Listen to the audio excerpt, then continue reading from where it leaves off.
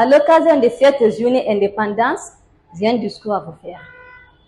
Mes frères Guinéens et Guinéennes, aujourd'hui, en ma qualité de leader, je me tiens devant vous avec un message d'une importance cruciale.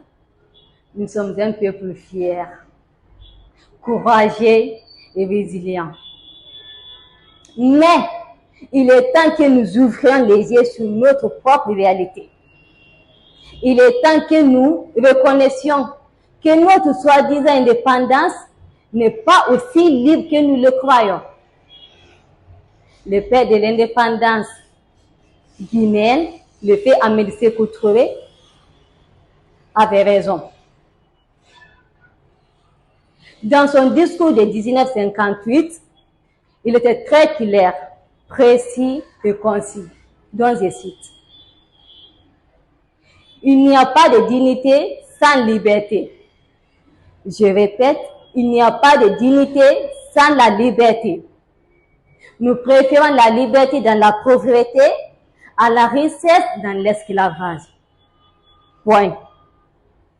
Oui, nous avons obtenu notre indépendance politique il y a des décennies. Mais sommes-nous réellement libres? Sommes-nous réellement indépendants? Sommes-nous vraiment autonomes dans nos décisions et dans la gestion de notre nation? Il est temps de faire face à la réalité. Nous continuons à dépendre des autres. Et cette dépendance nous empêche d'atteindre notre plein potentiel en tant que nation souveraine. Et regardons autour de nous. Notre économie est étroitement liée aux étrangers. Notre économie est étroitement liée aux intérêts étrangers. Nos ressources naturelles sont exploitées par des sociétés étrangères, privant notre peuple des avantages de nos richesses. Notre politique est souvent influencée par des forces extérieures et notre destinée est souvent dictée par des puissances étrangères. Nous devons réaliser que la vraie liberté va au-delà de l'indépendance politique.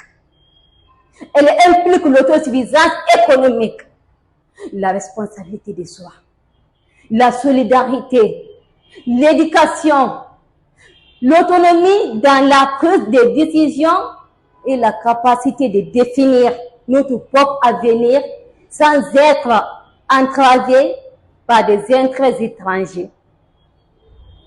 Il est temps de nous élever en tant que nation. Il est temps de prendre le contrôle de notre destinée. Cela ne signifie pas que nous devons nous isoler du reste du monde. Non. Mais plutôt que nous devons établir des partenariats équitables et mutuellement bénéfiques.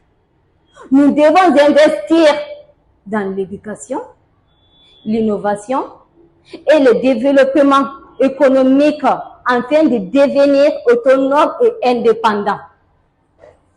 Mais chers Guinéens et Guinéennes, le chemin vers la véritable liberté ne sera pas facile.